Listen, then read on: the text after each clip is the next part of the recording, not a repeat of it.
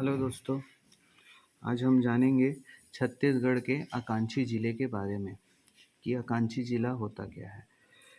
छत्तीसगढ़ में जो आकांक्षी ज़िला है या पूरे भारतवर्ष में बात करें आकांक्षी ज़िला क्या होता है, तो ये एक तरीके का अविकसित ज़िला होता है जिसको अति शीघ्र या शीघ्र प्रभावी ढंग से बदलने का काम होता है।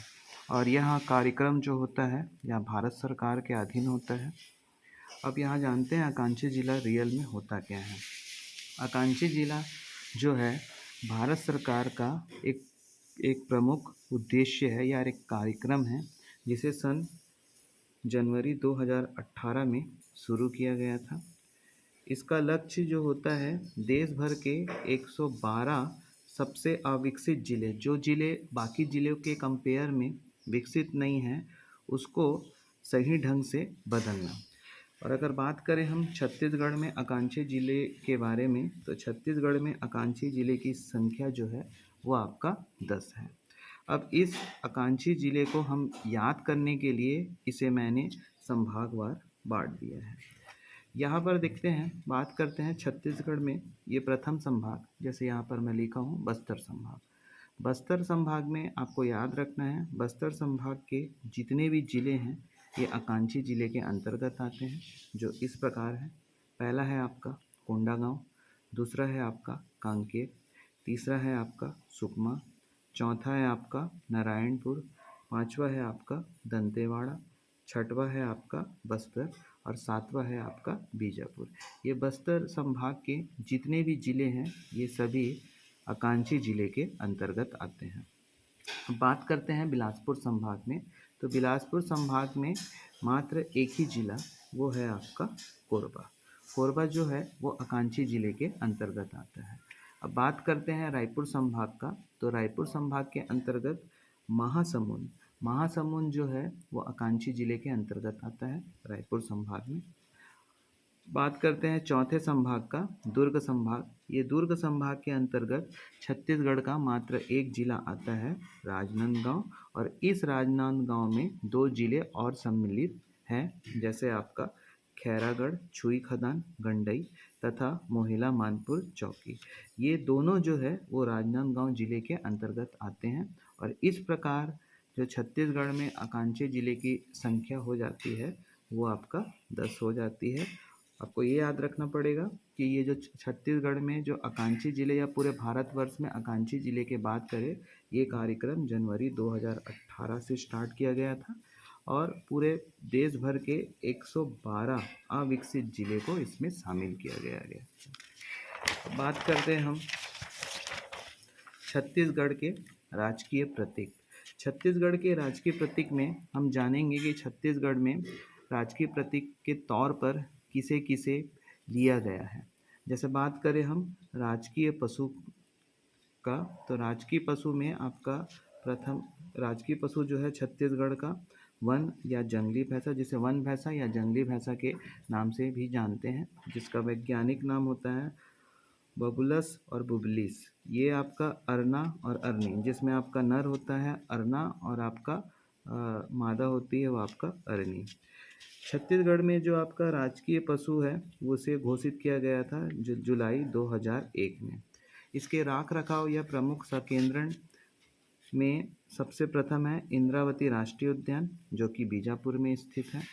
दूसरा है आपका उदयंती अभ्यारण्य, जो कि आपका गरियाबंद में है।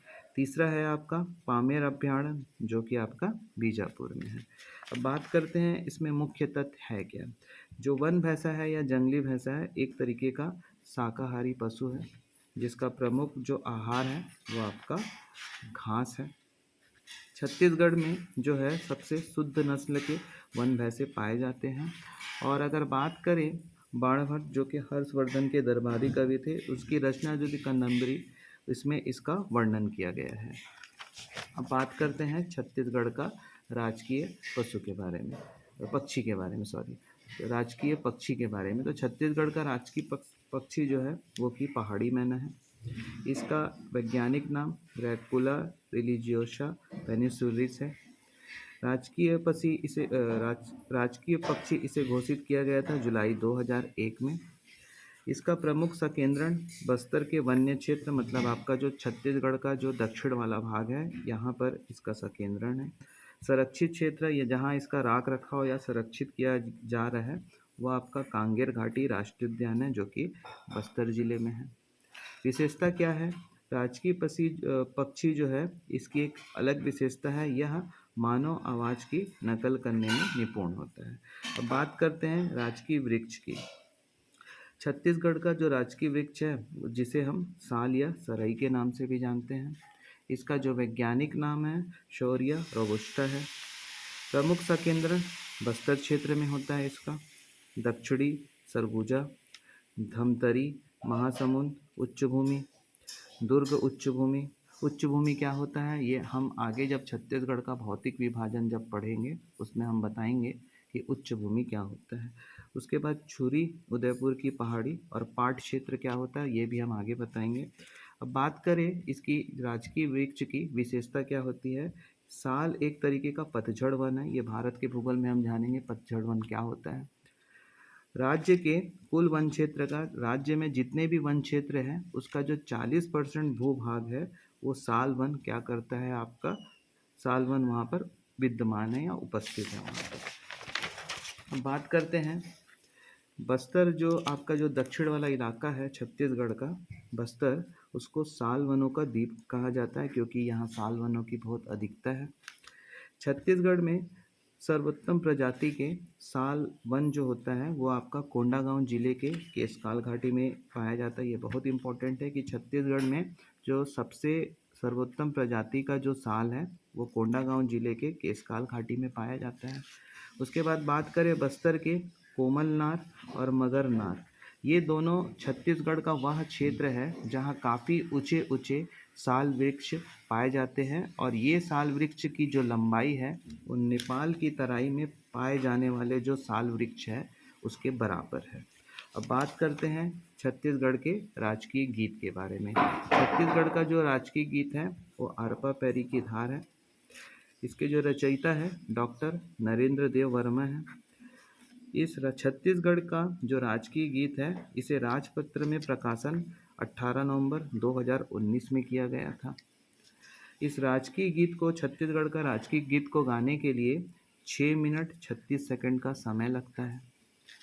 अब इस छत्तीसगढ़ के राजकीय गीत में कुछ नदी का वर्णन किया गया है जिसमें छत्तीसगढ़ के 4 नदी का उल्लेख है। ये 4 नदी आपको याद रखना है, जिसमें प्रथम है आपका अरपा, दूसरा है आपका पैरी, तीसरा है आपका महानदी और चौथा है आपका इंद्रावती। तो आपको याद रखना है कि जो छत्तीसगढ़ में जो छत्तीसगढ़ का जो राजकीय गीत है उसमें नदी का भी उल्लेख किया गया है जिसमें आपके छत्तीसगढ़ के 4 नदी अरपा नदी, पैरी नदी, महानदी और इंद्रावती का उल्लेख किया गया है। अब बात करते हैं कि जो छत्तीसगढ़ का जो राजकीय गीत है उसमें कुछ जिले का भी उल्लेख किया गया है उस गीत में, जिसमें आपका प्रथम है रायगढ़, दूसरा है आपका सरगुजा, तीसरा है आपका बिलासपुर, चौथा है आपका रायपुर, पांचवा है आपका दुर्ग, छठवा है बस्तर और सातवां है आपका राजनांदगांव। मतलब राजकीय गीत में टोटल आपके 7 जिले का वर्णन किया गया है जिसमें आपका फर्स्ट है रायगढ़, दूसरा है आपका सरगुजा, तीसरा है आपका बिलासपुर, चौथा है रायपुर, पांचवा है आपका दुर्ग, छठवा है आपका बस्तर और सातवां है राजनांदगांव।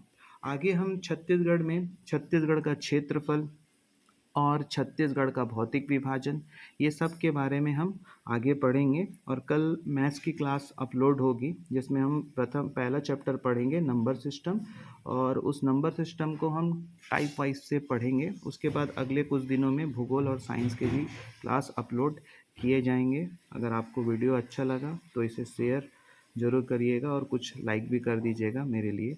धन्यवाद।